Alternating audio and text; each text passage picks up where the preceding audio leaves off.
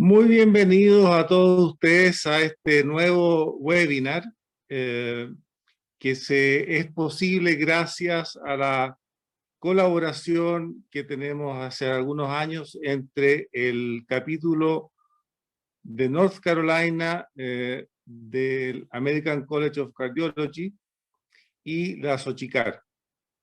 Me acompaña presidiendo esta sesión mi amigo y el doctor Jorge Alegría, un cardiólogo chileno que se ha radicado y se ha dedicado en excelencia al estudio y el tratamiento de las cardiopatías congénitas del adulto en la ciudad de Charlotte.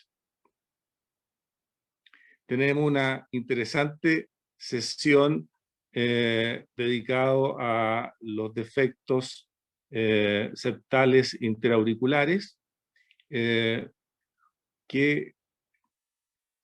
tenemos a distinguidos panelistas y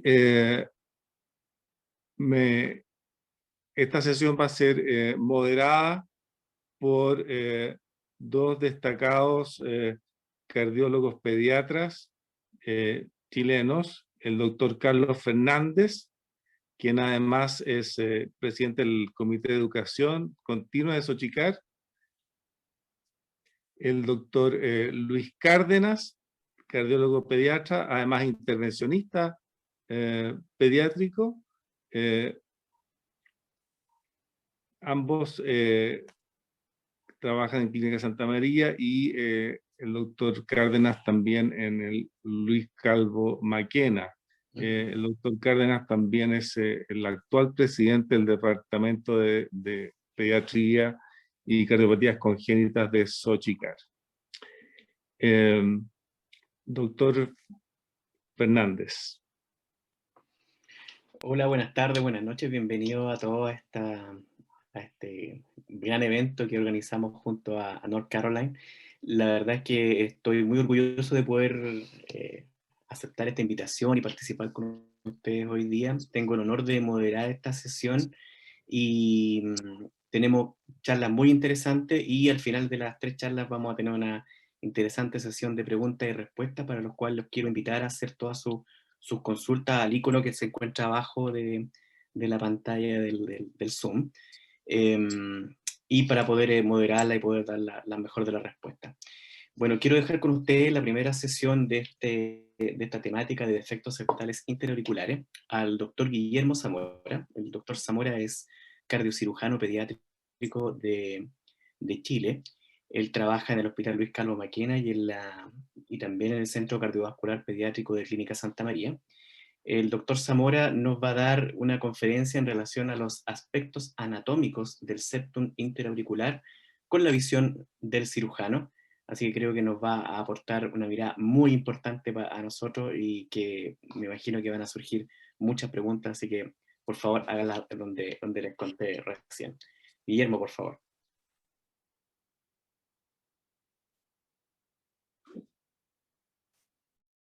Hola, muy buenas tardes.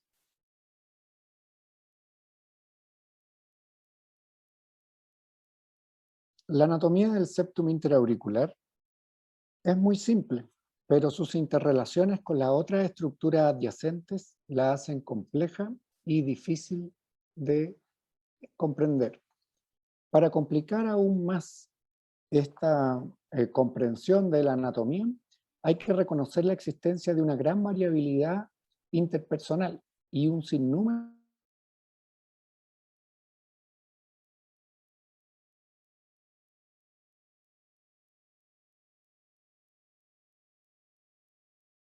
de anomalías asociadas que pueden diferentes niveles, accesos y salidas.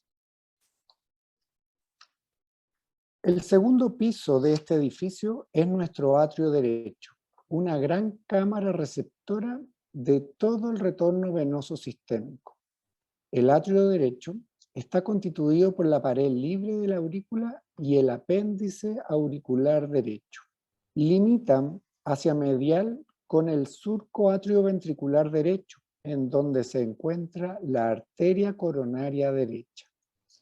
En su cara lateral externa podemos ver el sulcus terminalis, una ligera marca o surco en la superficie atrial, que es un elemento que nos servirá más adelante en esta explicación para ubicarnos por dentro de la aurícula. Aquí, en el atrio derecho, desemboca el retorno venoso sistémico a través de la vena cava superior, la vena cava inferior y el seno coronario.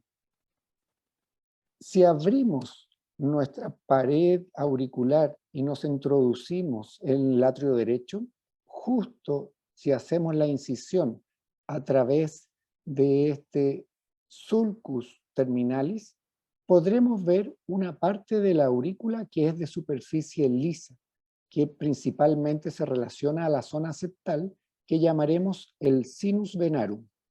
Y también podremos ver una zona rugosa, el atrio propiamente tal, que incluye el apéndice auricular derecho.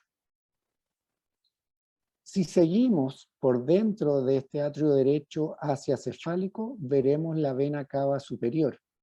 Y en relación a donde termina este crista terminalis, que es el nombre que recibe por dentro este mismo sulcus terminalis que estábamos viendo por dentro, vamos a encontrar el nódulo sinusal, justo en la unión de la desembocadura de la vena cava superior con la aurícula derecha, lo que nos permite identificar el sitio del origen del impulso eléctrico normal del corazón.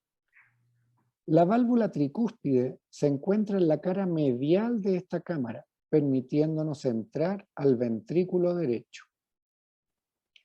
En un paciente adulto, nuestra principal entrada de sangre será la vena cava inferior, responsable del 70% del retorno venoso sistémico. Esta está ubicada hacia caudal de esta cámara atrial.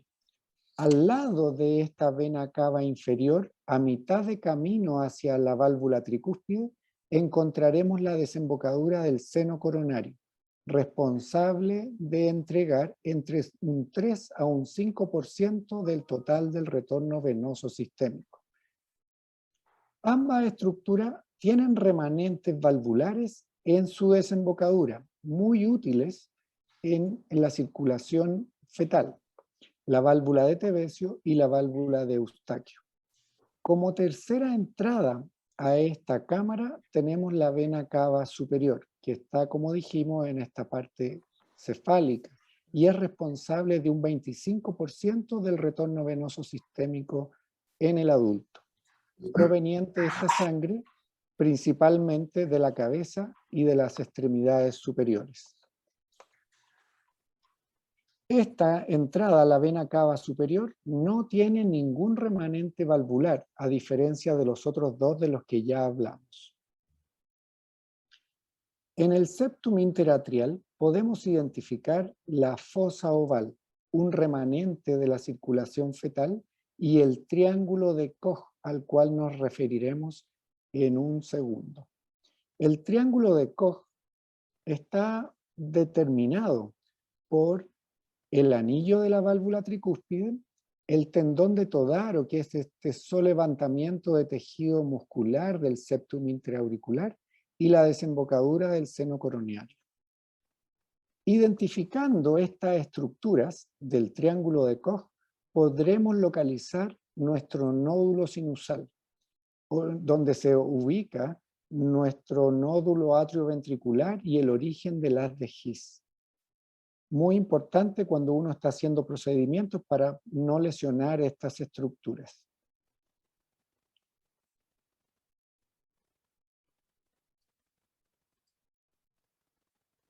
En el atrio izquierdo, en cambio, otra gran cámara receptora de retorno venoso, pero del retorno venoso pulmonar, esta cámara también está dividida en dos partes, una parte lisa y posterior y una anterior rica en músculo pectíneo, pero a diferencia de la aurícula del atrio derecho, esta no tiene una línea de división como la cresta terminal en el caso del atrio derecho.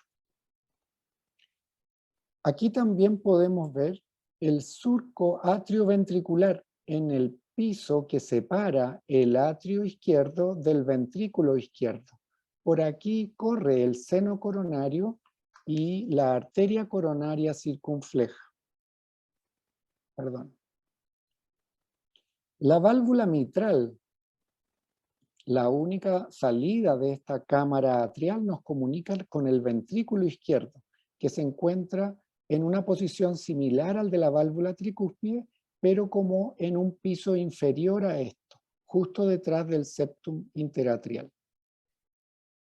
En la parte más posterior de la aurícula podemos encontrar la desembocadura de las venas pulmonares y el apéndice atrial,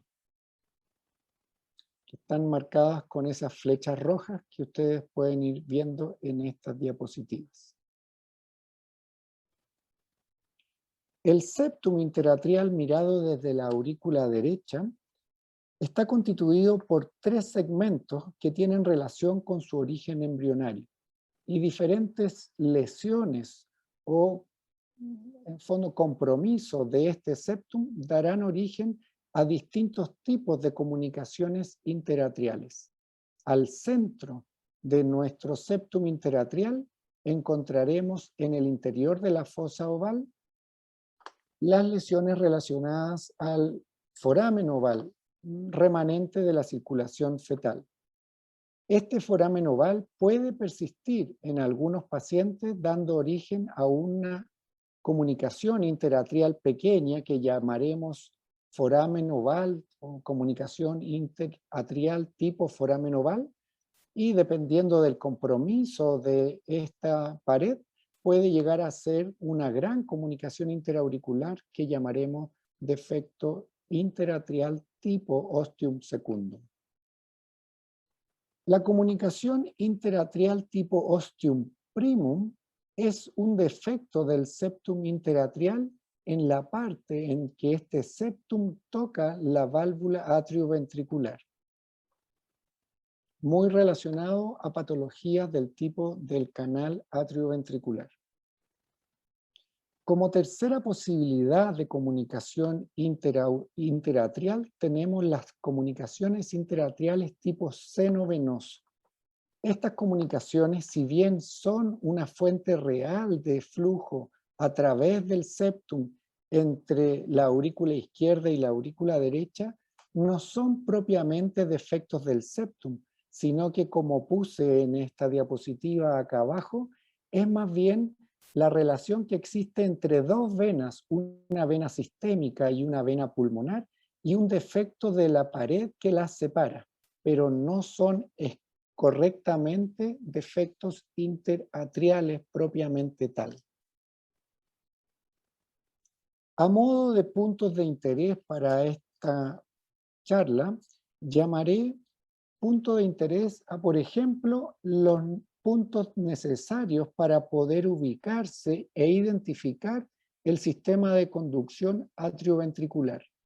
Otro punto de interés que me importaría señalar es el torus aórticus. Es este solevantamiento en la pared atrial por sobre la válvula tricúspide y la fosa ovalis que representa la presencia detrás de esta muralla del seno aórtico no coronariano, que podría ser de gran importancia si uno va a hacer algún procedimiento en esta zona del septum interatrial.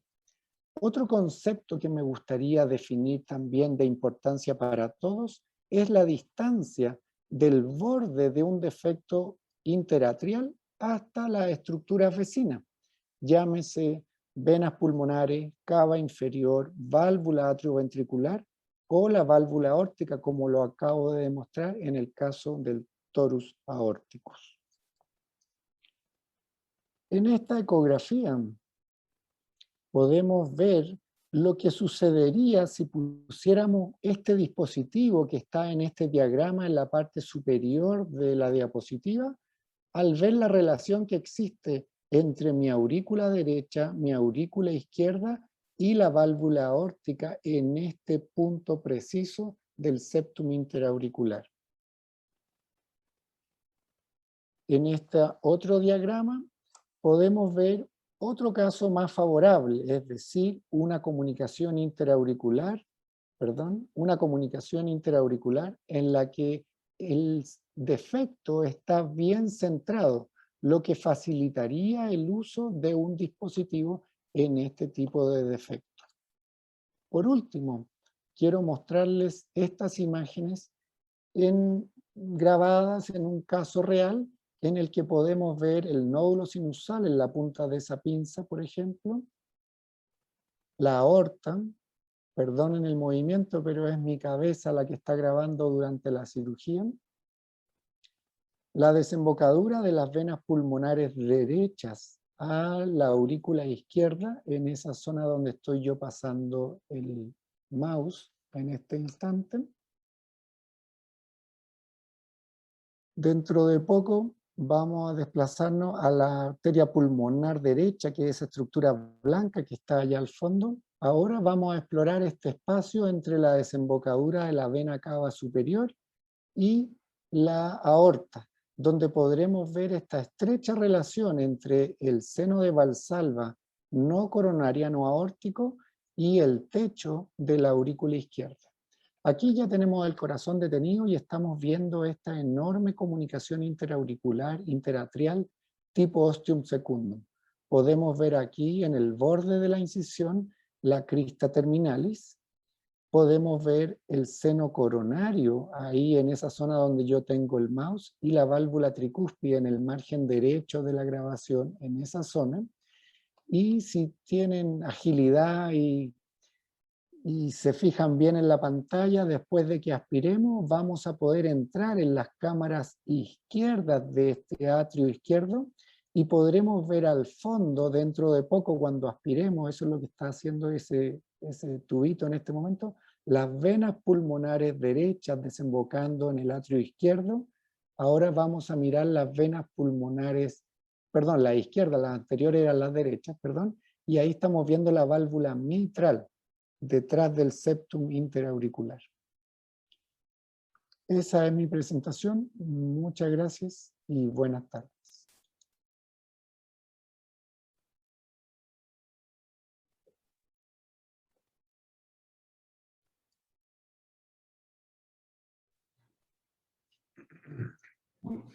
Muchas gracias, doctor Zamora.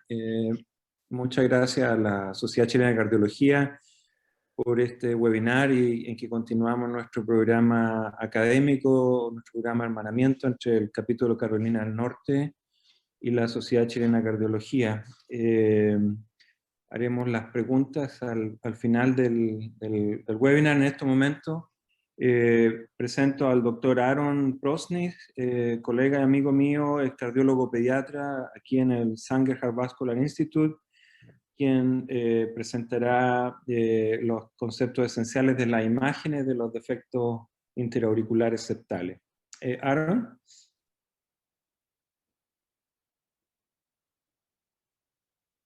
Thank you so much for inviting me. Muchas gracias por invitarme.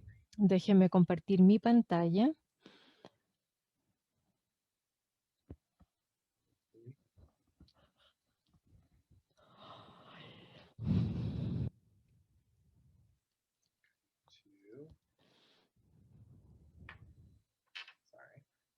Discúlpenme.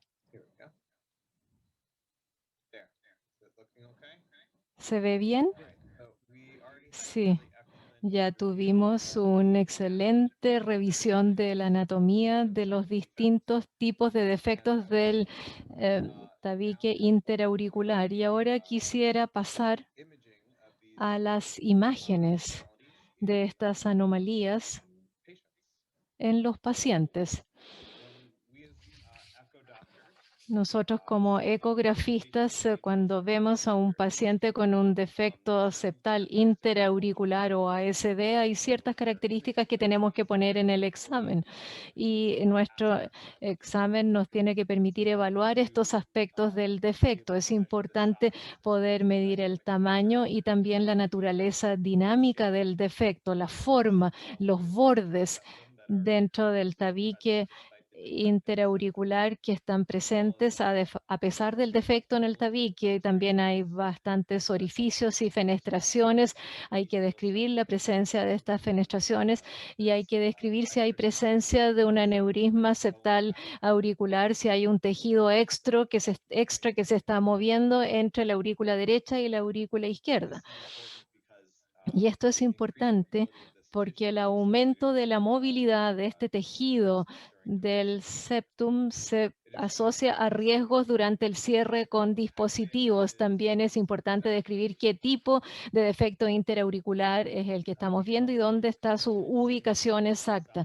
Podemos usar suero fisiológico agitado más una maniobra de Valsalva para ver estas microburbujas que pueden pasar de la aurícula derecha desde la aurícula izquierda dentro de 3 a 6 latidos cardíacos, y les voy a mostrar algunas imágenes. La ecocardiografía transtorácica, o como la llamamos TTE, puede ser muy útil en la población pediátrica por las ventanas ecocardiográficas más fáciles. Sin embargo, típicamente en la visión de 4 cámaras o en la visión paraesternal de eje corto, el defecto o el tabique interauricular es paralelo a las de ultrasonido y por lo tanto idealmente quisiéramos obtener las imágenes del tabique interauricular. Preferimos obtenerlo de manera perpendicular y lo ideal es desde una visión subcostal para quedar perpendicular al tabique. Aquí hay una visión de distintos defectos del tabique interauricular. Primero tenemos el foramen oval permeable, que no es técnicamente un defecto porque es una estructura normal. Típicamente aparece en las primeras semanas y meses de vida y también un porcentaje importante de la población adulta lo tiene. Acá tenemos el foramen oval permeable a través de un eco transesofágico de una imagen de 90 grados en la zona media del esófago y pueden ver el tabique entre la aurícula derecha RA y aurícula izquierda LA. Y ven que la sangre está pasando y hay un shunt, el foramen oval está permeable. ¿Está funcionando el video? Espero que sí. Acá vemos esta misma imagen con Doppler color en un video que se mueve para ver el shunt de sangre desde la aurícula izquierda hacia la derecha. Acá tenemos un ejemplo de un eco intracardíaco o ICE que muestra el foramen oval permeable usando suero fisiológico agitado para ver estas microburbujas. Y ven que intermitentemente la presión en la aurícula izquierda aumenta y hace que pasen pequeñas burbujas hacia la otra aurícula. Los defectos del tabique interauricular de tipo ostium secundum, acá tenemos tenemos el ejemplo evaluado por eco transtorácico.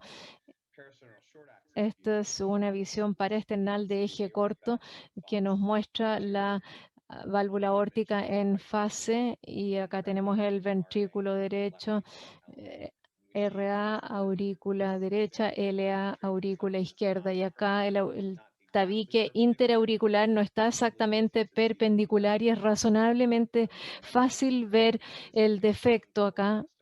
Y esto puede ser proclive a una sobreestimación en esta posición. Y acá con el Doppler color vemos la sangre que fluye a través del defecto. Con este video fácilmente podemos visualizar sangre en la aurícula izquierda porque tiene una presión más alta y pasa entonces hacia la aurícula derecha la sangre, ya que la presión es más alta en la aurícula izquierda, siempre y cuando haya un defecto. Acá en las imágenes en los adultos es mejor bajar el índice de Nyquist para permitir ver mejor el flujo de sangre a través del defecto, pero acá es un paciente pediátrico y se ve bastante evidentemente. Acá nuevamente por eco transtorácica, visión subsifoidea, porque podemos ver el hígado acá y tenemos la visión sagital de la cava superior. la arteria pulmonar derecha, la aurícula izquierda y la aurícula derecha. Ven sangre que fluye de la vena cava superior, SVC, y también a través desde la aurícula izquierda hacia la aurícula derecha. Y esto les muestra estas imágenes. Del eco transesofágico podemos ver el defecto del tabique interauricular de mejor manera, particularmente en adultos. En la visión de 4 cámaras medioesofágicas ven el defecto. Acá tenemos el ventrículo derecho y el ventrículo izquierdo, la aurícula izquierda y la aurícula derecha.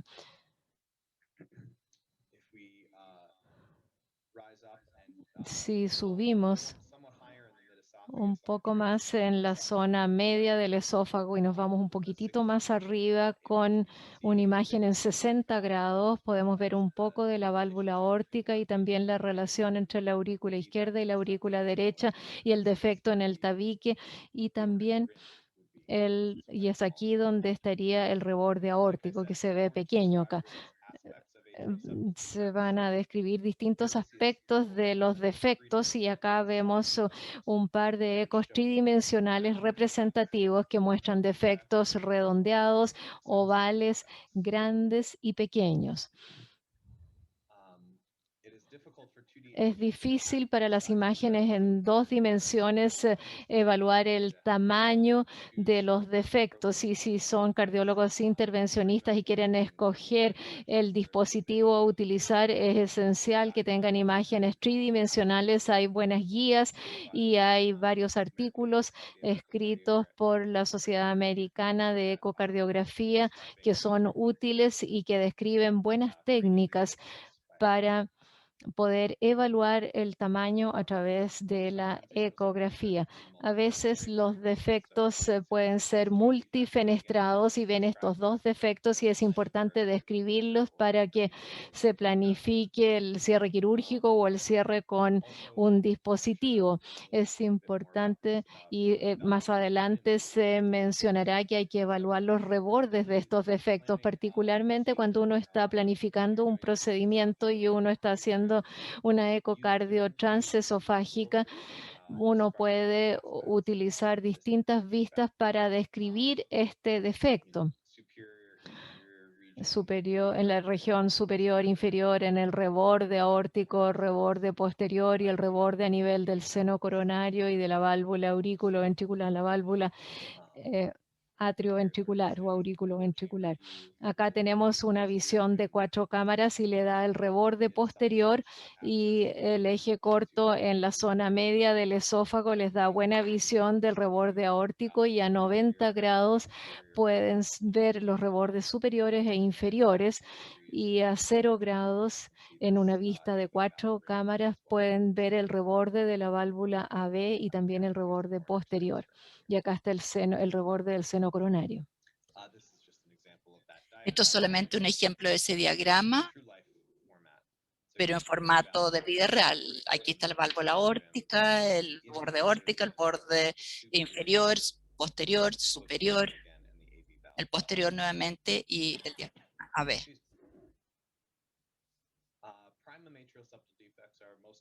Los defectos tipo primo, ese es con los canales completos, canales AB, que se ven normalmente con niños con síndrome de Down. Aquí tenemos una imagen móvil de uno de nuestros pacientes aquí en Charlotte, preoperatorio. Esto es un canal AB completo, no estamos viendo la región ventricular del defecto, pero aquí fácilmente podemos ver las 2 válvulas atrioventriculares que están al mismo nivel. Inmediatamente sobre ellos está el defecto dentro del septum auricular. Y este es un defecto primum, ostium primum. La visión transesofágica es muy similar. Aquí una imagen de 4 cámaras que se obtiene acá. Y por eco 3D también podemos crear buenas imágenes para describir cómo el defecto se refiere a las válvulas AB, como por ejemplo en esta imagen aquí, podemos ver la fisura aquí en la válvula atrioventricular. Le llamamos un aurículo ventricular. Los defectos senovenosos son técnicamente defectos atrioseptales porque representan una falta de formación embrionaria de la pared entre la vena pulmonar y la vena sistémica. Entonces, los defectos superiores del seno venoso son una comunicación entre la vena pulmonar derecha y la cava superior. Aquí vemos esta vista subsifoidea. Aquí tenemos el septum intraauricular. Aquí tenemos la cava superior, la pulmonar derecha. Inferior a la arteria pulmonar derecha tenemos la vía de la vena pulmonar derecha que pasa a través acá. Pero como hay un defecto entre la pared, como la cava superior y la vena pulmonar se cruzan entre sí, hay un defecto ahí que permite que la sangre fluya entre ambas aurículas.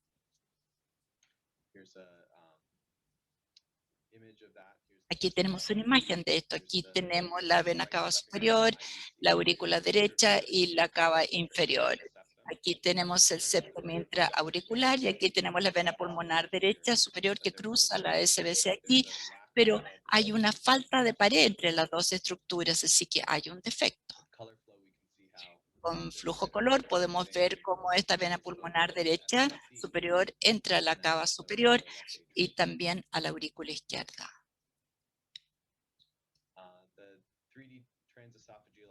La eco transesofágica en 3D es muy útil para ver estas imágenes y planificar una reparación quirúrgica, ya que no se puede hacer dura percutánea, un cierre percutáneo.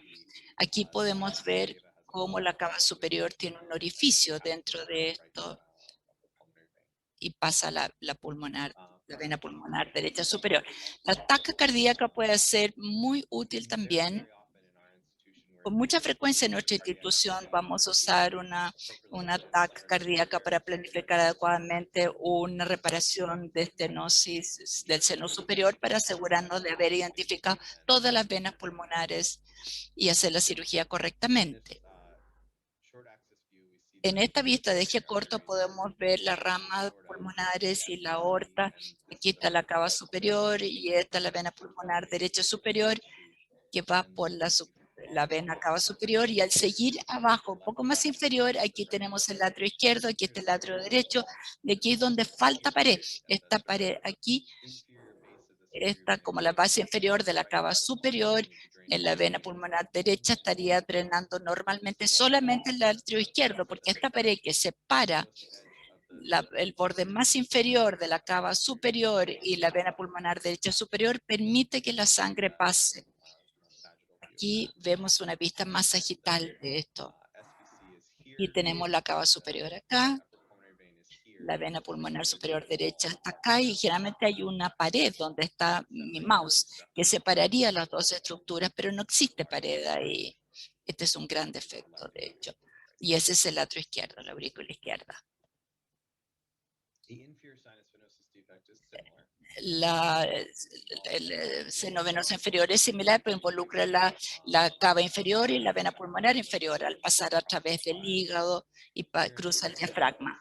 Aquí, esta vista subsifoidea, vemos el atrio izquierdo y derecho. Aquí tenemos la cava inferior y en el borde más bajo del septum interauricular, donde la vena pulmonar derecha hace un loop al atrio izquierdo. Ahí hay una falta de pared, y de la vista de eje corto podemos ver más que en el medio del septum es mucho más posterior, o sea, más inferior el defecto de seno venoso. No estamos al nivel de la rama de la pulmonar y estamos al nivel del anillo aórtico, y aquí vemos el defecto que está un poquito más abajo, entrando a la vena cava inferior acá y la vena pulmonar derecha.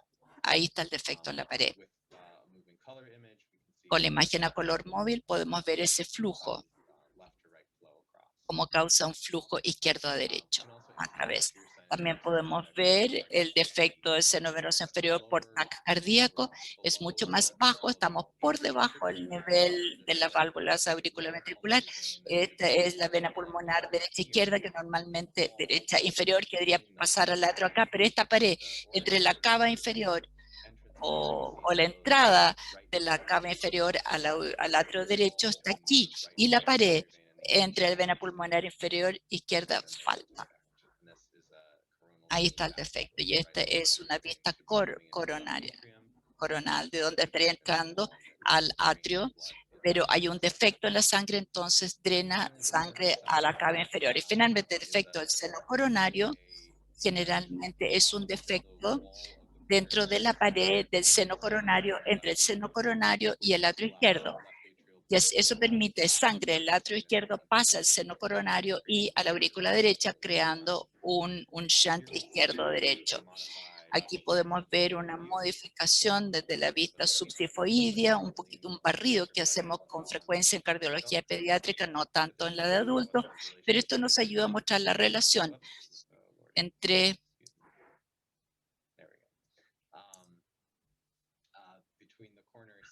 el seno coronario y esta pared que separa. Aquí tenemos seno coronario acá, seno coronario acá, y esta pared, hay un defecto acá que nos permite tener un shunting que pasa justo aquí, un poquito más abajo. Más fácil en las imágenes no móviles, vemos que el atrio izquierdo y el atrio derecho, el seno coronario se abre, es una ausencia casi completa de la pared del seno coronario. El atrio izquierdo drena con mucha facilidad al atrio derecho. Estas imágenes muestran el defecto muy similar. Aquí hay un poquito más. En este defecto hay más como una pared del seno coronario, pero justo antes de llegar al septum auricular hay un defecto ahí que permite entonces la sangre, que hay ese shunting del atrio izquierdo al atrio derecho. Y después también por TAC podemos ver acá este defecto muy bien. Acá tenemos un ejemplo de cómo este seno coronario está forzando aquí a posterior e inferior. Por debajo del atrio izquierdo hay un defecto en la pared que separa ambas cámaras y permite flujo izquierda-derecha. Así que esto sería una imagen normal del seno coronario drenando directamente, pero en la situación del defecto permite que la sangre pase entre ambos. Y quisiera reconocer mis fuentes. Hay una guía muy bien escrito de la Sociedad Americana de Ecocardiografía o de los defectos CIA mirando. Es un muy buen recurso para estudiar esto y realmente disfruté leer estas imágenes por ecocardiografía transesofágica 3DS en el Journal de la American Society of Electrocardiography, que nos da una vista paso a paso de exactamente cómo tener estas imágenes, que a veces puede ser un poco intimidante. A mí me ayudó muchísimo. Y quisiera agradecer especialmente a Roberto Lang por la excelente presentación. También quisiera agradecer a mis colegas, Zoe Caus, Jorge Alegría y Dan Wallahan por ayudarme a identificar algunos pacientes para obtener imágenes de muestra. Así que gracias nuevamente por haberme invitado. Espero que haya sido de ayuda en mi presentación. Muchas gracias. Muchas gracias, Aaron. Muchas gracias por tu presentación muy excelente. Ahora el doctor Joseph Paolillo, cardiólogo pediatra y jefe de cardiología pediátrica del Sanger Heart Vascular Institute at Atrium Health, nos va a hablar de una perspectiva, ¿no es cierto?, de intervencional y algunos casos clínicos ilustrativos. Joe, bienvenido.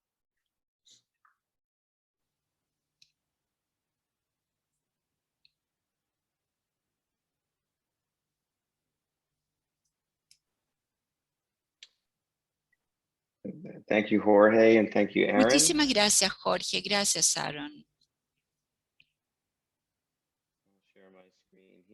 Voy a compartir mi pantalla acá. Tengo una gran suerte de tener a Jorge y a Aaron como mis colegas en Charlotte. Tenemos un estupendo programa y es un honor para mí trabajar con ambos. Así que quisiera hablarles sobre consideraciones en el cierre transcatéter de los defectos, las comunicaciones interauriculares, y darle algunos ejemplos. Cuando yo pienso sobre los pacientes apropiados para cierre con dispositivo del CIA, tenemos que pensar en los pacientes y en el defecto. Lo que yo quisiera hacer es revisar algunas características de pacientes y de los dispositivos. Revisar la perspectiva histórica sobre cierre con dispositivo muy brevemente. Algunos ejemplos de casos. Vamos a analizar el dispositivo ideal y después tener tiempo para conversar sobre todas las charlas al final. Yo soy un consultor, Proctor, y preceptor para WL Gore y Asociados. Ellos fabrican el oclusor septal Cardioform y el oclusor ASD. El oclusor septal es aprobado en algunos países en América Central y Sudamérica, pero no en todos. Y el Cardioform ASD oclude no está aprobado en Sudamérica ni Centroamérica en este momento, pero es uno de los dispositivos que se usan más frecuentemente en Estados Unidos. Entonces, ¿cuál es el oclusor septal perfecto? Un dispositivo para entrar en el laboratorio de hemodinamic debería ser fácil de entregar, de reponer, de sacar y de recuperar. El dispositivo perfecto debería abordar un amplio rango de tamaños de defectos, situaciones que tengan bordes deficientes y muchos de nuestros pacientes, muchos defectos tienen bordes deficientes, particularmente el retroaórtico. Los dispositivos también deberían ser capaces de abordar múltiples fenestraciones. No deberían causar arritmia. Deberían endotelizar rápidamente.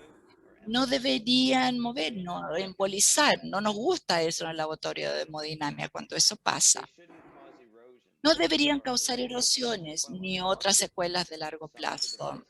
Algunos de los dispositivos que tenemos en el mercado hoy en día sí causan erosiones. Otros dispositivos, como los dispositivos Gore que tenemos en Estados Unidos, algunos pueden desarrollar fracturas del marco. Y la pregunta que tenemos es, ¿acaso esos van a importar en el futuro o no? ¿Un dispositivo biodegradable será mejor? No estoy seguro todavía. Y también necesitamos poder abordar las necesidades que van emergiendo, particularmente los adultos que necesitan intervenciones tal como oclusión de la orejuela, de la aurícula izquierda o estudios con electrofisiología. También sería ideal tener dispositivos que tengan fenestraciones en ellos para los pacientes que tienen hipertensión pulmonar e insuficiencia cardíaca. Entonces, ¿qué tenemos disponible en Estados Unidos? Cuando yo me formé a fines de los 90 y a comienzos de los 2000, el único dispositivo que yo tenía disponible como fellow fue el CardioSeal o Starflex y comenzó en el Children's Hospital de Boston, pero el oclusor de Amplatzer se aprobó en el 2001 por la FDA en Estados Unidos. Y me voy a referir al oclusor de Amplatzer como ASO. Mucha gente lo llama así. Y el Amplatzer puede cubrir defectos de 4 a 38 milímetros en Estados Unidos y fuera de Estados Unidos hay un dispositivo para 40 milímetros, pero eso no está aprobado en Estados Unidos. Raras erosiones, particularmente en los pacientes que tienen deficiencia del tejido retroaórtico. Y se nos pidió por nuestro gobierno a través de la FDA que evitáramos colocar estos dispositivos en aquellos que tenían deficiencia del tejido retroaórtico. Tenemos dos oclusores Gore en Estados Unidos. Los oclusores Gore son hechos de Gore-Tex, que se llama EPTFE, con un alambre nitinol que tiene un centro de platino. El Cardioform Septal Occluder, que va de 20 a 30 milímetros y puede cerrar defectos hasta 17 milímetros. Está aprobado en Estados Unidos para cerrar forámenes ovales permeables que se mencionó previamente como PFO y también para pequeños defectos del tipo secundario que tengan un diámetro hasta de 17 milímetros. El más nuevo, el Cardioform ASD, puede cerrar defectos de 9 milímetros hasta 35 milímetros. Este dispositivo tiene lo que se denomina una cintura anatómicamente adaptable. ¿Qué significa esto? Esto significa que en vez de ser un dispositivo autocentrable que toma cualquier defecto de la interauricular y lo transforma en redondo, el nuevo llena el defecto en la forma que tenga. Si tienen un defecto oval, la cintura del dispositivo se va a transformar en oval. Si tienen un defecto redondo, la cintura se va a transformar en redonda. Y esperamos tener en Estados Unidos el dispositivo Figula, que entiendo que está disponible en Sur y Centroamérica. Los resultados con este dispositivo son semejantes a los del Amplatzer. Tienen la ventaja de tener un dispositivo fenestrado para los pacientes con cardiomiopatías y creo que esto va a ser muy útil para nosotros en el futuro. En muchos casos hemos fenestrado nuestros propios dispositivos, pero estas fenestraciones tienden a no permanecer abiertas. Ocurren erosiones con los dispositivos Figula y también puede haber deformidades de tipo cobra. Y en base al mercado japonés, yo creo que prontamente entrará a Estados Unidos. Quiero brevemente mencionar, antes de mostrarles algunos casos, que el Occluder ASD Cardioform tiene un estudio muy importante y este dispositivo tuvo sujetos de un total de 125 y el enrolamiento total fue más de 500 y fue aprobado en Estados Unidos su uso en el 2019.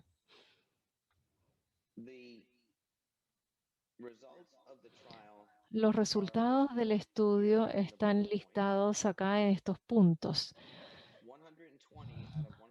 120 de 125 pacientes, vale decir un 96% de los pacientes tuvieron un éxito técnico en cuanto a cerrar su defecto y esos defectos fueron hasta 30 milímetros en este estudio original. Yo desde ahí he tratado a pacientes hasta con 35 milímetros desde que se ha aprobado. Hubo 3 dispositivos que tuvieron que explantarse, sacarse dentro de las primeras 24 horas. 2 tuvieron embolizaciones de los dispositivos y uno de ellos tuvo taquicardia supraventricular. Esto fue muy inicialmente en la experiencia con este dispositivo y hay una gran curva de aprendizaje, particularmente con este dispositivo. El dispositivo se aprobó en Europa en el 2020 y participé en la capacitación en Europa y va a comenzar prontamente el entrenamiento en Japón. De hecho, hicimos un webinar algunos meses atrás a los cardiólogos japoneses respecto a este dispositivo. Hay muchos dispositivos disponibles a través del resto del mundo y no vamos a hablar de ellos. Caen dentro de 2 categorías fundamentales, los dispositivos autocentrados de doble disco y más recientemente los bioabsorbibles. Cuando pensamos en cerrar los defectos interauriculares, primero pienso en el tamaño del defecto, también pienso en los márgenes o bordes del tejido, como Aaron les mostró ya en lindas fotos. Lo que típicamente medimos son los rebordes retroaórticos, el de la cava inferior y los rebordes de tejido posterior y superior. Y si tienen un reborde deficiente, es probable que puedan poner adecuadamente el dispositivo, pero tienen que prestar mucha consideración cuando hay múltiples rebordes deficientes. Las mediciones más importantes para mí son los rebordes retroaórticos y de la cava inferior, y también el tamaño del defecto en relación al tamaño del paciente. La mayoría de los pacientes que vienen a nuestro laboratorio de hemodinamia son niños y adolescentes, a pesar de que cerramos defectos también en adultos. Cuando yo estaba en la Universidad de Florida, la mayoría de mis pacientes eran adultos, pero esto fue antes en la historia del cierre de los defectos interauriculares, cuando los cardiólogos de adultos no los estaban cerrando de esta manera. Para mí, La medida más importante es la longitud septal auricular y lo veo en el eje subcostal, en la visión subcostal de eje largo, ahí lo mido. ¿Qué pasa con las características de la edad? Yo considero la edad y el tamaño del paciente. En Estados Unidos tendemos a cerrar los defectos entre los 3 y 6 años de edad. ¿Y por qué? Porque ahí era cuando cerrábamos quirúrgicamente los defectos, cuando todavía no teníamos la opción de los dispositivos. Los niños de esta edad cooperan, se recuperan rápidamente y habitualmente es un procedimiento relativamente simple en los niños de esa edad. Hay ciertas circunstancias que impactan nuestra decisión, como las comorbilidades, especialmente la enfermedad pulmonar. Frecuentemente se nos pide cerrar defectos en lactantes con enfermedad pulmonar crónica que también tienen defectos interauriculares.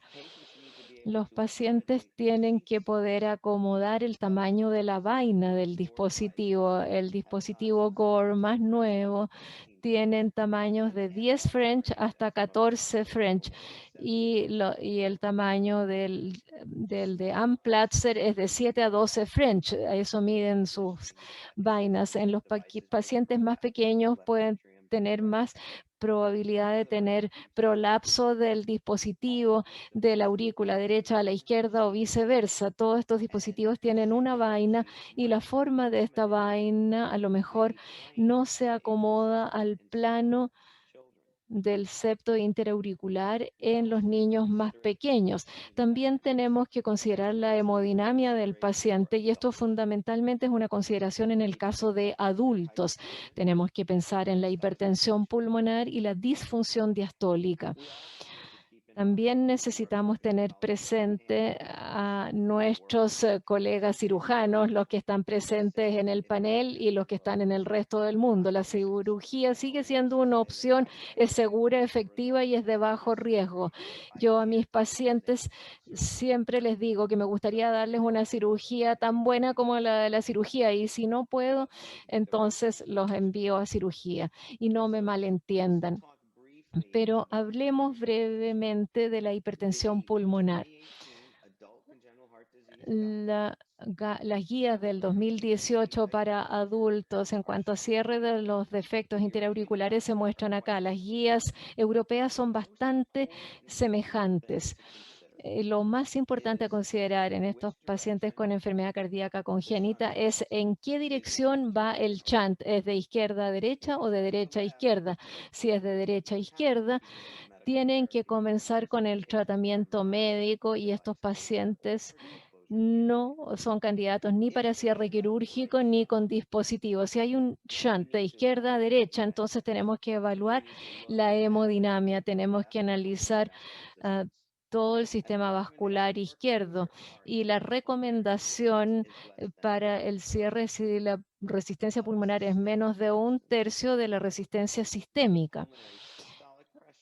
La presión pulmonar sistólica tiene que ser menos de la mitad de la presión sistólica sistémica y que haya aumento del tamaño del corazón derecho y que haya una relación de flujo pulmonar sistémico mayor de 1.5 a 1, o sea, QP a QS. Entonces ahí se recomienda la cirugía, vemos en el panel del medio. Y si la presión sistólica del territorio pulmonar es más de la mitad de la sistémica y hay que involucrar al equipo de hipertensión pulmonar en el manejo. Y esta categoría puede tener un rol para los dispositivos fenestrados. Quiero brevemente mencionar la disfunción diastólica. Los adultos con un defecto interauricular de reciente diagnóstico pueden tener otras comorbilidades que los predisponen a una disfunción diastólica. Si es que transitoriamente cierran un defecto en el laboratorio, esto puede aumentar la presión diastólica del ventrículo izquierdo solamente con una oclusión con balón del defecto, y en algunas situaciones pueden empeorar a un paciente al cerrarle el defecto. Hay un rol en algunos de estos pacientes para el pretratamiento utilizando diuréticos y la categoría de los medicamentos que llamamos inhibidores de la ECA como enalapril y captopril y sus semejantes. Y también hay un rol para las fenestraciones dentro de los dispositivos. Y me gustaría mostrarles algunos pocos ejemplos de defectos que hemos cerrado y algunos casos desafiantes. Este primer caso era un niño de 4 años que pesaba 13 kilos y ven que la saturación de la cava superior era 71% con un gran salto de la saturación a 90% en la arteria pulmonar. Y medí los defectos y no vamos a revisarlos todos, pero el diámetro stop flow, que es lo que usamos cuando ponemos un balón a través del defecto y lo inflamos hasta que desaparece el flujo a través del defecto, fue de 19 milímetros. Este paciente tenía un reborde retroaórtico deficiente. Los otros rebordes o bordes estaban adecuados y tenía un shunt de izquierda a derecha muy grande con un QP/QS mayor de 3.4 a 1. Y es así como se veía este defecto. Ustedes pueden ver en los primeros 2 paneles el aumento significativo del tamaño del corazón derecho en las visiones de eje corto y largo. Y el último panel les muestra la proyección de eje corto con el shunt de izquierda a derecha y ven que hay muy poco tejido retroaórtico de la visión subcostal, que es la que a mí me encanta. Pueden ver un defecto aislado de tipo ostium secundum con márgenes adecuados, excepto a nivel del reborde retroaórtico que ya les mostramos previamente. Pasando al ecocardiograma transesofágico en el laboratorio de hemodinamia, este era un defecto grande para este niño. Y ustedes pueden ver los paneles a la derecha muestran el reborde deficiente detrás de la aorta en ambas proyecciones o vistas. Acá vemos el diámetro estirado por el balón en el defecto, y acá está el dispositivo cuando lo estamos poniendo. Los dispositivos Gore tienen una tensión significativa, al igual que los Amplatzer, y los Figula un poco menos que los Amplatzer. Y ustedes pueden ver en el panel superior a la izquierda, es una visión bicava y el dispositivo con la tensión está en un ángulo recto en relación al tabique interauricular hasta que lo bloqueamos. Abajo no hay shunt residual. Y lo bueno con los buenos dispositivos Gore, a diferencia de los dispositivos anteriores que podemos hacer una tracción y empuje suave para comprobar bien. Y es por eso bueno tener imágenes en el plano lateral, ya sea usando un laboratorio biplanar o cambiar el ángulo de la cámara hacia lateral para poder ver ambos discos, uno que está en la aurícula derecha y otro que está en la aurícula izquierda. Este dispositivo se traba muy similar a los otros dispositivos Gore. Este es el loop, el asa que sale, ese pequeño loop en el atrio derecho, en ambas vistas. Después que se libera este dispositivo, queda mucho menos tensión en el tabique atrial. No hay shunt residual en ninguna de las 2 vistas. El eco transtorácico al día siguiente nos muestra que el dispositivo está en buena posición y no hay shunting residual. Ahora ustedes pueden ver arriba a la izquierda en la vista apical de 4 cámaras. Aquí tenemos la regurgitación tricuspidia que estaba presente en el estudio previo antes de implantar el dispositivo. Bueno, ¿qué pasa con eso con el tiempo? El dispositivo se ve como que está muy cercado a las válvulas atrioventriculares. Aquí tenemos el mismo dispositivo en los mismos ángulos 2 años después. Ustedes pueden ver que el corazón ha crecido significativamente. El dispositivo se ha vuelto mucho más colapsado, está extremadamente plano y no hubo cambio en la regurgitación tricuspidia. Este es un segundo caso con un borde retroaórtico deficiente en un adulto. La medición basal del defecto era aproximadamente 10 por 17 milímetros, era oval. El diámetro estirado era 16. Había un borde retroaórtico deficiente y este paciente tenía un step-up importante para el cierre con dispositivo, un step-up de 69% en la cava superior, 86 a 87% en las pulmonares, y no había hipertensión pulmonar. Este defecto tiene una importante redundancia en el tabique auricular, que algunos cardiólogos llaman como un aneurisma atrioseptal. Ustedes pueden ver en el panel izquierdo que hay tejido retroaórtico deficiente. En el panel derecho, que está en la vista bicapal, el dispositivo tiene una orientación bastante superior. Aquí tenemos un ecocardio transesofágico 3D con las mediciones del dispositivo. Aquí tenemos imágenes en vivo de la guía a través del dispositivo. Aquí tenemos la calibración del balón y aquí tenemos el dispositivo en su posición. A la izquierda mostramos algunos tirones ahí, tirar y traccionar el dispositivo para ver la estabilidad. Y a la derecha podemos ver el dispositivo después que se suelta, está extremadamente plano y no hay shunting residual. Aquí tenemos el ecocardio transesofágico en eje corto después de que se libera. Y esto nos muestra el dispositivo que está alrededor de la aorta con los dispositivos Gore. Jamás ha habido una erosión ni un problema con el flaring del dispositivo en la región retroaórtica. Yo no pondría un implanter o un fícula en un defecto de este tipo, pero los Gore han tenido un resultado muy bueno con dispositivos de este aspecto. Aquí tenemos el dispositivo en movimiento en la ecocardiografía y en fluoroscopía. Este caso es interesante con una deficiencia en el tejido de la cava inferior. El borde retroaórtico estaba bien. El defecto era grande. El diámetro estirado era 27 milímetros.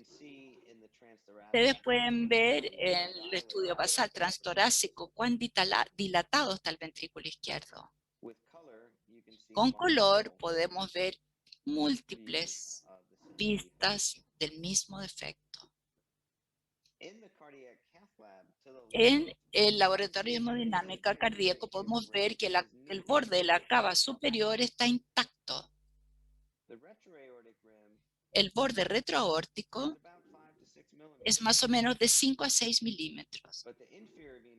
Pero el borde de la cava inferior es el problema.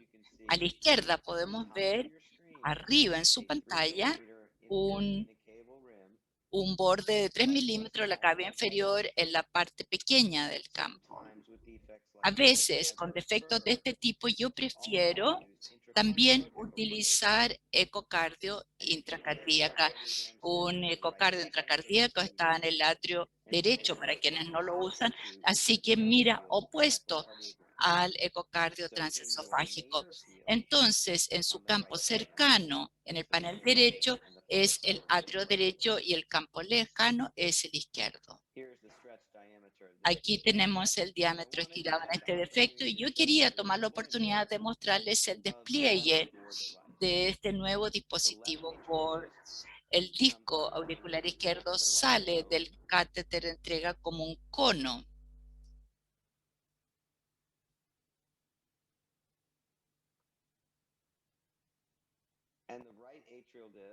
Y el disco auricular derecho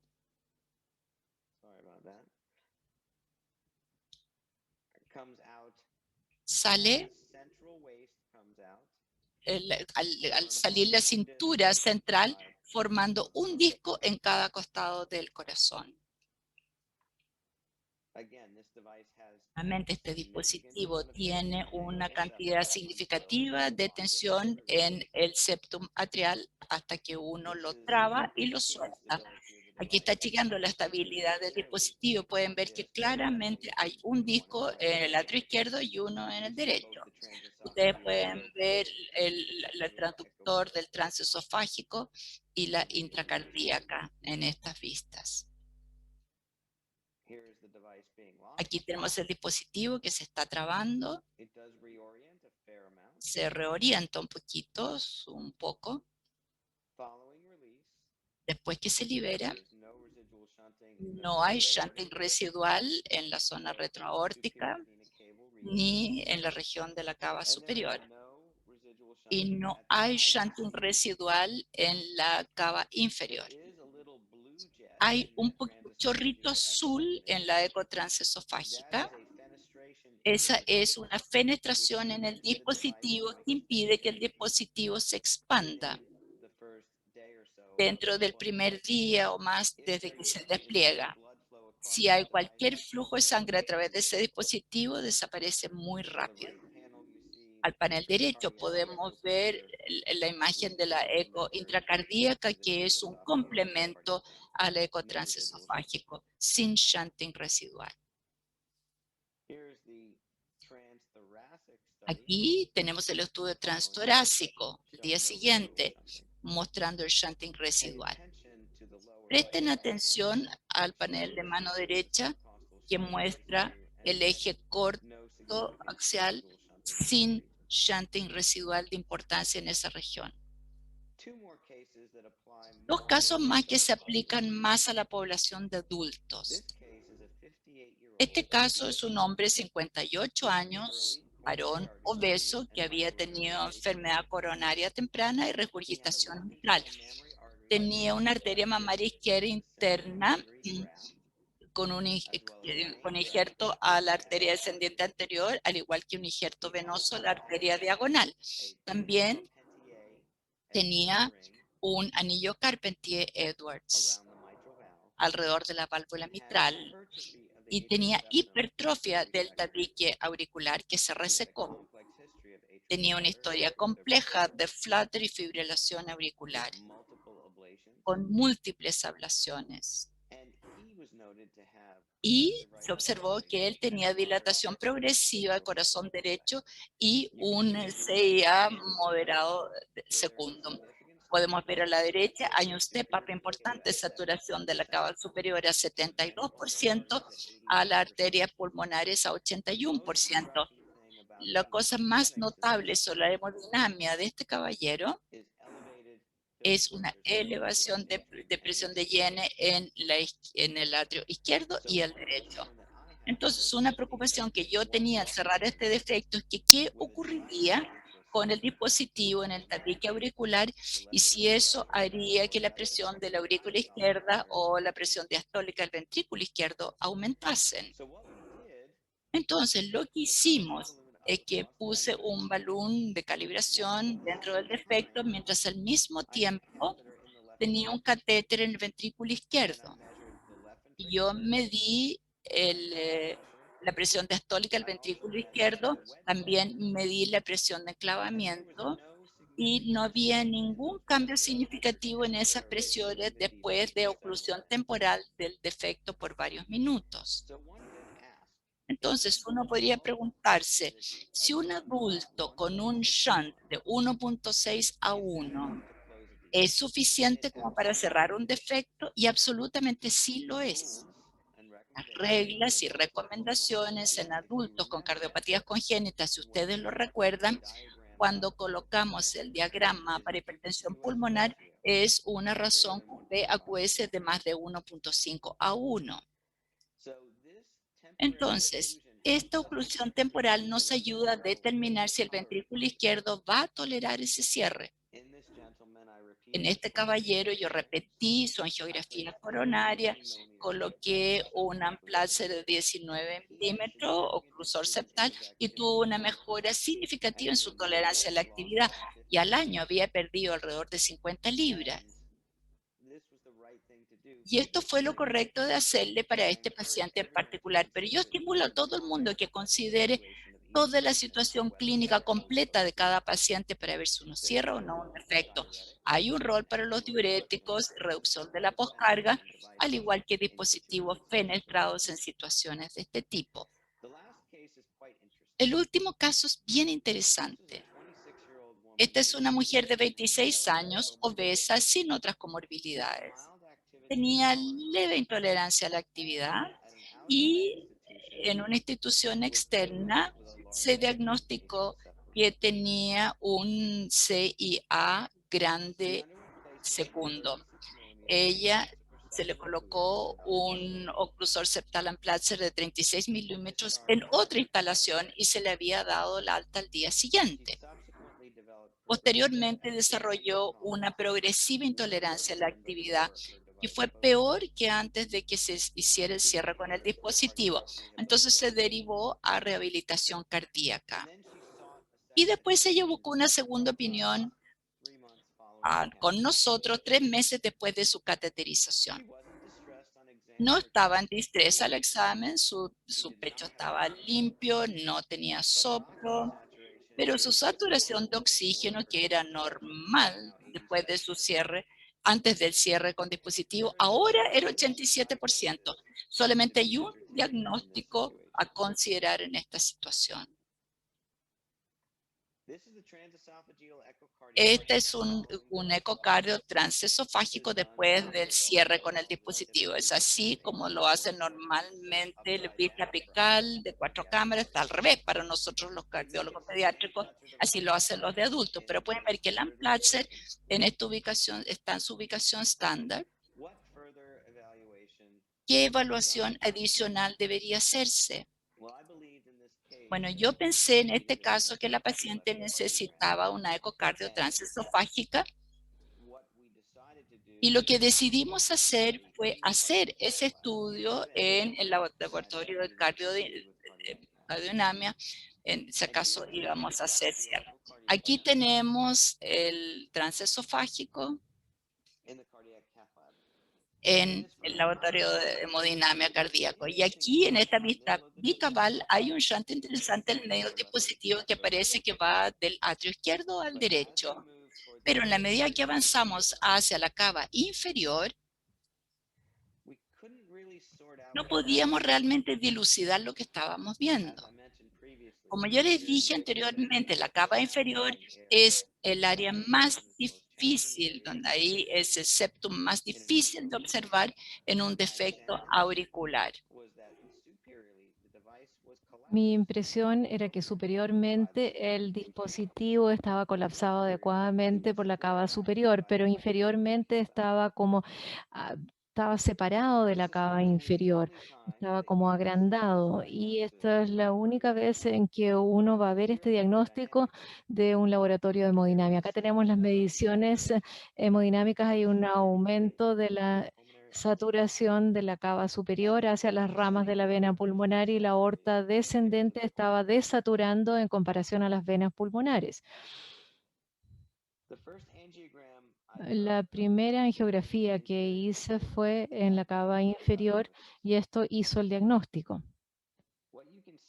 Lo que pueden ver en la proyección AP es el contraste que va de la cava inferior hasta la cava superior y de ahí a la aurícula derecha y ventrículo derecho, pero también a través del tabique interauricular hacia el ventrículo izquierdo. La vista lateral nos da el diagnóstico. El tabique interauricular está en la parte posterior de la cava inferior, pero este dispositivo fue colocado en la ubicación apropiada en la cava superior, pero fue colocado alrededor de la válvula de Eustaquio en la cava inferior y por lo tanto cerrando la cava inferior hacia la aurícula izquierda. Y esto ha sido reportado quirúrgicamente hasta donde yo sé y no se había reportado con dispositivos todavía. Entonces la parte inferior del dispositivo cerraba la cava inferior hacia la aurícula izquierda. Las imágenes fueron claves en esta situación y el eco intracardíaco nos puede ayudar. Nosotros no hicimos este eco intracardíaco porque teníamos a la paciente en el laboratorio de hemodinamia. Desgraciadamente, como el dispositivo había estado implantado por 3 meses, la derivé a cirugía, se le sacó el dispositivo y ahora ya tiene 4 años después de la cirugía y está muy bien.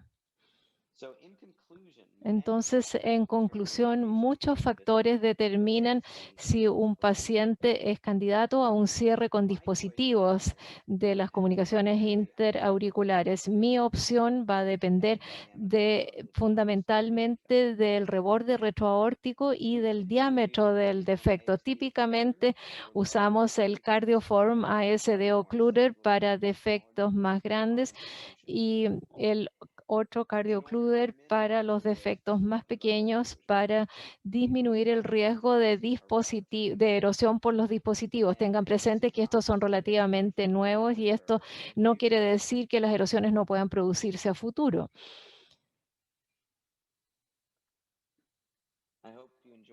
Espero que hayan disfrutado de los casos. Yo he disfrutado presentándolos. Este es nuestro hospital pediátrico en Charlotte y les agradezco mucho a Jorge por haberme pedido presentarlos estos casos y hablar de nuestras intervenciones cardíacas. Muchas gracias.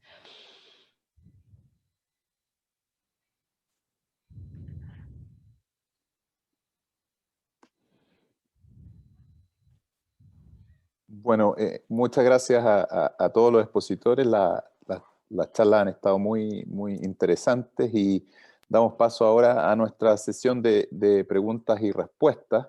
Tenemos, Carlos, no sé si tú estás viendo ya, tenemos algunas preguntas de la audiencia. A mí me gustaría partir con una pregunta para el cirujano. Desde el punto de vista quirúrgico, y cuando a ustedes les toca operar estas comunicaciones interauriculares, los defectos septales, ¿cuáles son las que a ustedes les da la impresión que son realmente las más complejas o las más peligrosas para ser cerradas por vía intervencional? Y un aspecto, algo nos hablaste un poquito del riesgo de erosión de las zonas que pueden ser más peligrosas para los intervencionistas. ¿Okay? Desde el punto de vista del cirujano, ¿cuál sería tu recomendación? Bueno, yo creo que lo más, en el fondo, desde el punto de vista quirúrgico, asusta mucho más el concepto de colocar un dispositivo cuando uno muchas veces, viéndolo directamente, trata de suturar estos bordes. La cava inferior es sin duda lo que más frecuentemente tenemos que recorrer grandes trayectos utilizando la pared de la aurícula izquierda para fijar ahí nuestro parche para cerrar la comunicación interauricular. Ese es como el sitio más frecuente en el que nosotros pensamos en el que un dispositivo puede efectivamente fallar al no tener dónde implantarse. Ahora uno comprende que el dispositivo no necesita implantarse en los 360 grados del reborde. Y por lo tanto, si yo tuviera que elegir, sin duda lo más peligroso es el compromiso de la válvula aórtica o de la válvula atrioventricular. Es decir, el tener muy poca distancia hacia la mitral, hacia la tricúspide o hacia la válvula aórtica. Es raro no tener un buen borde hacia el lado de las venas pulmonares. Y en ese sentido quisiera preguntarle inmediatamente al doctor Prosnitz y al doctor Paolillo, en el screening que hacen ustedes pre-intervención, preoperatorio, ¿existen pacientes que ustedes dejen fuera de hemodinamia, fuera del laboratorio de hemodinamia, solamente con el eco transtorácico, con las imágenes transtorácicas, o aplican estudios más profundos antes de llevar a los pacientes, ya sea a la sala de operaciones o al laboratorio de cateterismo, o simplemente van al laboratorio de cateterismo a intentar y ver todas las opciones ahí? Si no se puede, van a cirugía. ¿Cuál es la experiencia de ustedes en ese sentido?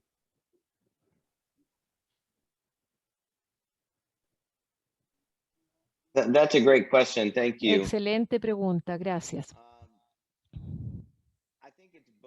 Y yo creo que ambos, como yo primariamente cierro defectos en niños, si necesitamos evaluar un defecto más de cerca, yo llevaría al niño al laboratorio de hemodinamia y haría un eco transesofágico.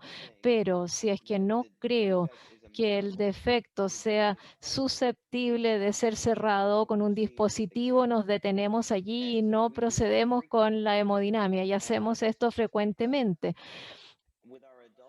con nuestros pacientes adultos. Muchas veces estos vienen a mí con ya sea un eco transesofágico o transtorácico y ya una resonancia también, y podemos evaluar esto. Yo no trato de cerrar todos los defectos, yo trato de cerrarlos con márgenes apropiados, con los dispositivos Gore. No estoy tan asustado de la deficiencia del tejido retroaórtico porque no hemos visto problemas con ellos. Los dispositivos Gore han estado disponibles desde el año 2000 y no ha habido erosiones por estos dispositivos en los defectos auriculares. Yo diría que es importante tener una sociedad entre el intervencionista y el dedicado a las imágenes. Hemos tenido un par de casos como los que describe Joe, y como son niños necesitamos anestesia para hacer el eco transesofágico, y él está por sobre mi hombro preguntándome qué es lo que encontré antes de que se empiece a lavar quirúrgicamente. Y nosotros, yo no sé si te acuerdas, Joe, donde tuvimos un caso con un escáner que mostraba un gran defecto, hicimos la eco y no había defecto y suspendimos el caso. Esto fue más sorprendente. Suspendimos ese caso, pero antes de tener acceso, tenemos que asegurarnos de saber lo que queremos hacer con la intervención. Y sobre lo mismo, doctor Prosnil, ¿qué valor le da usted al eco 3D que mencionó en su presentación, como para tratar de profundizar un poco el estudio y a lo mejor tener más elementos para la decisión si mandarlo a cateterismo o a cirugía? ¿Usted lo recomendaría en los casos dudosos? ¿Qué opina?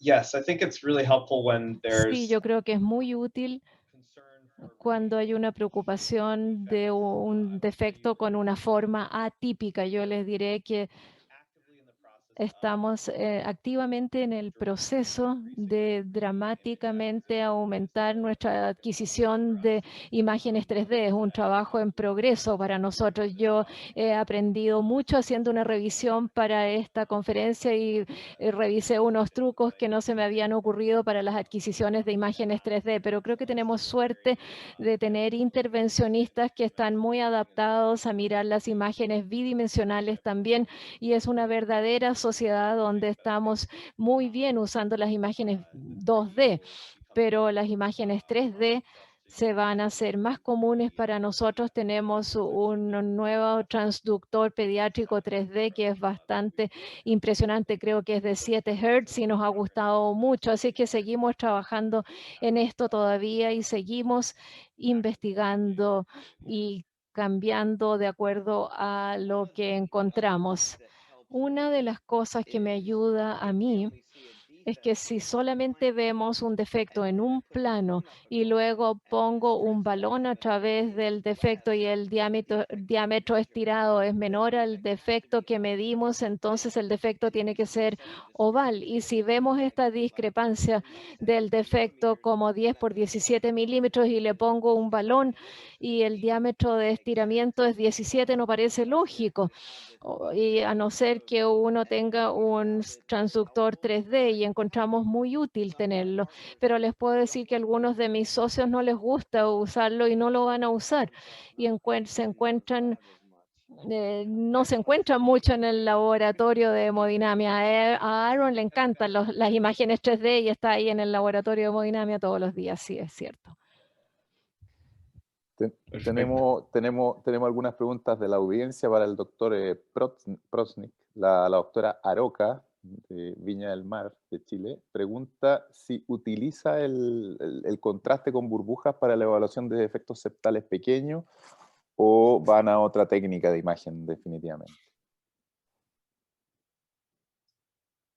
Yeah, we use bubbles Sí, when we need. usamos las burbujas cuando necesitamos. Típicamente yo las encuentro más las uso más en los casos en que es clínicamente importante saber si hay un shunt intermitente. La mayoría de nuestros pacientes pediátricos nos dan buenas imágenes de manera tal que si hay un shunt persistente de izquierda a derecha que sea clínicamente importante y que produce una sobrecarga de volumen del ventrículo derecho, lo vamos a ver sin contraste con burbujas, pero si en un niño que tiene un accidente vascular o se le está planificando implantar un dispositivo como un marcapaso, tenemos que saber si hay un PFO con shunt intermitente, un foramen oval permeable, y ahí uso las burbujas para diagnosticar el foramen oval permeable, a diferencia de los defectos grandes interauriculares que los vemos fácilmente sin medio de contraste.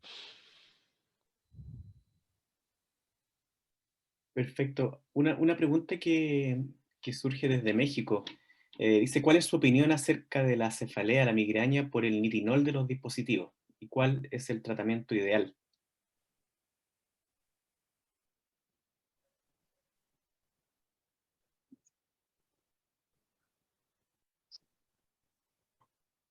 That's a very challenging question. Es una pregunta muy desafiante. Hay estudios que muestran que la cantidad de nitinol en el torrente sanguíneo es mayor en los primeros meses después de implantar el dispositivo y después desaparece. No estoy seguro respecto a la relación del nitinol y la cefalea. Yo creo que hay una relación interesante entre los defectos auriculares y las cefaleas. Y creo que cuando el dispositivo de Amplatzer salió por primera vez, cuando yo estaba empezando mi carrera en el 2001, todavía éramos parte de los estudios para hacer que el dispositivo se aprobara en Estados Unidos, y habían pacientes que venían y nunca tenían cefalea y una vez con el dispositivo comenzaron a tener cefalea, y después pacientes que llegaron con cefalea le pusimos el dispositivo y desaparecieron la cefalea. Hay una relación muy curiosa allí, y en la primera docena de pacientes que no tenían cefalea y comenzaron a tener cefaleas después del dispositivo, pedí resonancias y CTs de cerebro y los estudié detalladamente y nunca encontré nada. Lo que sí he hecho es pensar que tal vez esto podría deberse a microtrombos en el dispositivo, posiblemente, pero una de las cosas que mejora la cefalea, y se está haciendo un estudio con uno de los dispositivos Gore, que lo está haciendo Bob Summer, que es uno de mis colegas en Colombia, analizando la adición de clopidogrel o Plavix por un periodo más largo de tiempo en pacientes que tienen cefaleas. Y si yo tengo un paciente que tiene cefaleas, los pacientes adultos tienden a ser menos activos y les tiendo a dar clopidogrel después de cerrarles el defecto interauricular por algunos meses, además de aspirina. Y si se los suspendo y tienen cefaleas, les vuelvo a dar Plavix, y no he tenido nadie que haya tenido cefaleas que les duraran más de 2 meses. Pero esto ha sido mi experiencia, pero hay que estudiarlo más. Yo no creo que sea el nitinol. Y con los dispositivos Gore, el único nitinol expuesto está esa pequeña asa que bloquea el dispositivo. Todo el resto está dentro del Gore-Tex. Así es que esto no va a salir hacia el torrente sanguíneo para nada. Gracias.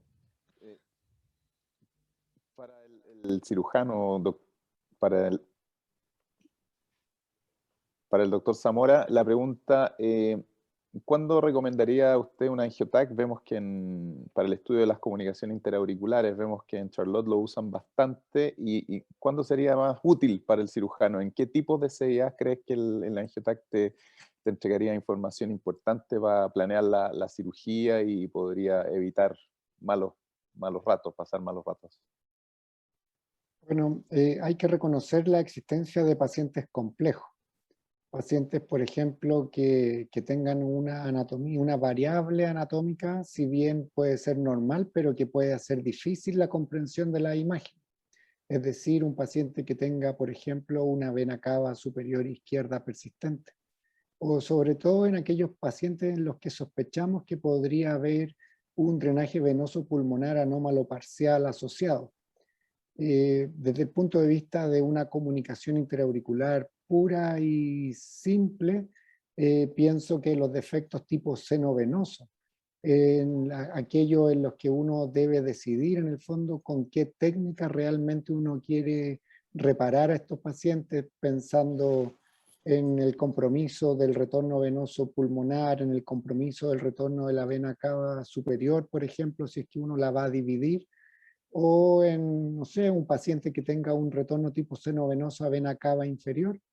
Uno quiere tener esos datos bien claros por adelantado para saber fundamentalmente dónde canular y qué tipo de parche va a utilizar en este tipo de reparación. Gracias, Guillermo.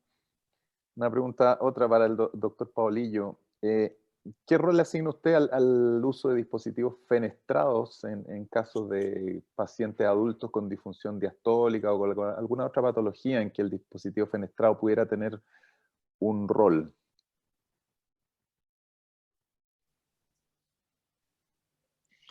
Yo creo que le vamos a pedir a Jorge que contribuya a eso también. Pienso que cuando uno tiene un paciente que tiene una enfermedad mixta, que tiene un shunt izquierdo-derecho auricular importante, pero uno lo cierra temporalmente y la presión auricular aumenta, cuando uno siente que está disminuyendo ese flujo adicional a las arterias pulmonares, es un beneficio, pero uno no quiere cerrarlo del todo si es que hay algún grado de hipertensión pulmonar, pero uno siente que alguien se podría beneficiar de un cierre parcial del defecto. Los dispositivos fenestrados pueden ayudar con eso. Lamentablemente, cualquier fenestración que uno haga en los dispositivos comercialmente disponibles tienden a no permanecer abiertos, y he hecho algún trabajo en animales con Gore en sus dispositivos tratando de hacer fenestraciones en el pabellón y colapsando el dispositivo y ponerlo en los animales y después mirando el flujo, y a veces el orificio se mantiene abierto pero a veces no. Así que creo que va a haber un rol para dispositivos fenestrados para pacientes congénitos adultos que tengan algún grado de hipertensión pulmonar, al igual que para niños. Hay niños que podrían tener una fenestración de Fontan muy grande que habría que reducir en tamaño. Esto lo digo para los cardiólogos congénitos que están, y esos dispositivos van a ayudar también. No sé si Jorge quiere agregar algo también. Totalmente de acuerdo contigo. La clave es cuando uno cierra el orificio y está preocupado que la resistencia pulmonar vascular vaya a subir y el ventrículo derecho vaya a fallar. Pero hay que sacrificar algo con la hipoxemia que hay aquí. Tiene un rol y también creo que necesitamos más datos para ver en qué paciente realmente está indicado. Gracias, Jorge.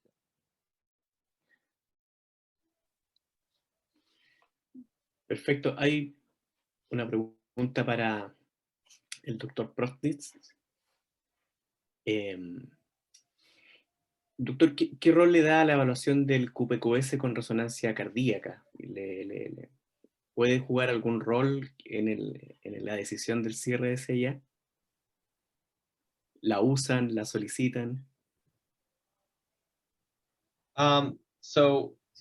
For our patients, para nuestros pacientes, una resonancia cardíaca es un poquito más profundo porque involucra anestesia para la mayoría de nuestros pacientes pediátricos, particularmente los niños de 3 a 5 años, que es cuando uno piensa en cerrar las cosas. Así que van a estar anestesia total para poder obtener información de si acaso cerrarlo o no. En ese punto necesitarían otra anestesia, por supuesto, para ir al laboratorio de hemodinamia para cerrarlo. Así que encontramos que de hecho es mejor una última anestesia para simplemente ir al laboratorio de hemodinamia, hacer la hemodinamia estándar, probar ahí el QPQS y ahí va a cerrar el CIA. Yo creo que en algunos casos, y el doctor Polillo estará de acuerdo, es que no estamos usando esto para tomar la decisión. Es muy evidente que es un defecto secundum estándar, tienen un corazón derecho grande y hay que cerrarlo. No necesitamos hacer un estudio hemodinámico completo, creo que normalmente sí como se hace, pero si hay una duda, hacemos una hemodinámica completa con de la hipertensión pulmonar, probarlo, hacer test, y si acaso todos los datos nos llevan a cerrarlo, cerramos el defecto. Así que ¿dónde lo estamos usando la angioresonancia? Si funciona, yo confiaría en los datos, suponiendo que el estudio está bien hecho. Generalmente para la población pediátrica agrego un paso adicional, le agrego un paso adicional y cuando podríamos hacerlo todo de una sola vez. Perfecto.